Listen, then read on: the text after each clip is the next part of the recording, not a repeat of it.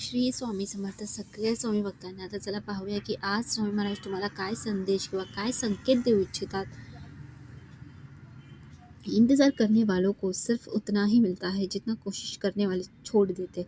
तुम्हाला इथे प्रयत्न करण्यास सांगण्यात आलेले आहे. प्रयत्न करा. जर तुम्ही फक्त संयम ठेवून बघा, संयम वेगळी गोष्ट आहे, पण तुम्ही ना फक्त वाट पाहता काहीतरी व्हावं, पण नाही, नुसतं वाट पाहून काही फायदा नाही आहे. त्याआधी आपल्याला तेवढी मेहनत करावी लागते. मेहनतीचं फळ गोड असतं आणि मेहनत केल्यावरच संयम ठेवावा लागतो आणि त्याचं जे फळ असतं ते गोड असतं. पण तुम्ही जर असं विचार केला काही करायचं नाही, फक्त वाटच पाहतो किंवा आयुष्य कधी बदलेल, कधी वळणावर येईल. तुम्हाला जर कोणी सांगितलं असेल या तारखेपासून तुमचा लकी म्हणजे चांगले दिवस सुरू होणार आहे, मग तुम्ही त्या तारखेपर्यंत बसलाय ठप्प, काही करत नाही, काही प्रयत्न करत नाही.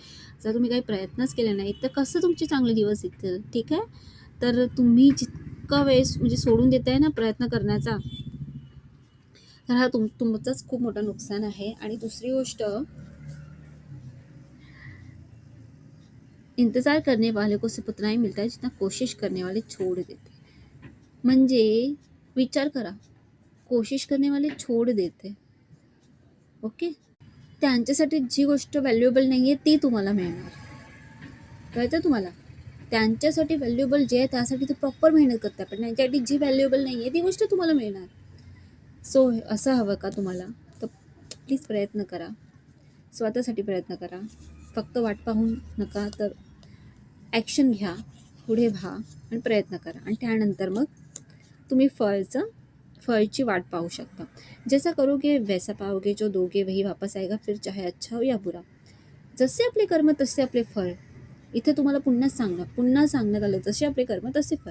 कर्मच केले नाही तर फळ कसे मिळणार? मग संयम ठेवून काही फायदा नाही. कर्म केलेच नाही तर फळ कसे मिळणार? एखादी बीज रोवली, मग संयम ठेवला की ती एक दिवस मोठं झाड बनेल, तर त्यामध्ये जो संयम आहे त्या संयमानंतर ती फळं मिळतात ना, मोठं झाड म्हणून त्याची फळं मिळतात.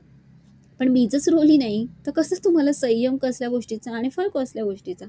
ठीक आहे, आप स्वार्थी ना बने, आपकी भावना जो है न्याय वाली करे. आप अच्छे, आपके विचार आपको फसा देते. आपल्या विचारांवर थोडा ताबा ठेवा, कारण तुमचे विचार तुम्हाला स्वार्थी बनवतात इथे. ठीक आहे, ही गोष्ट पण लक्षात ठेवा. आणि दुसरं, संसार में हर व्यक्ति सर्वगुण संपन्न नहीं होता. किसी में कुछ कमी तो किसी में कुछ खामियां तो किसी में कुछ अच्छाइयाँ होती है. ॲक्सेप्ट करो.